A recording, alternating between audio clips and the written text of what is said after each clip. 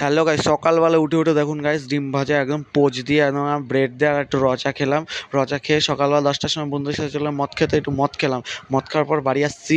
দেখো বাড়িতে অটোতে উঠে পড়ে বাড়ি আসছি, বাড়িতে দেখি কী রান্না করেছে। বাড়িতে যেয়ে দেখি গাইস দেখুন, রাজমা চাওয়াল মা রান্না করে রেখে দিয়েছে অলরেডি।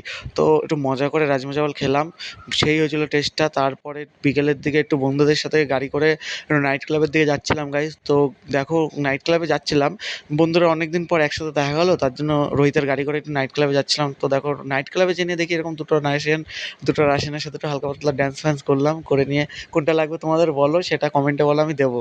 তারপরে হলো গাইস, আমরা বন্ধুরা বাড়ির দিকে আসার সময় দেখা একটা ন্যাকামি করলাম।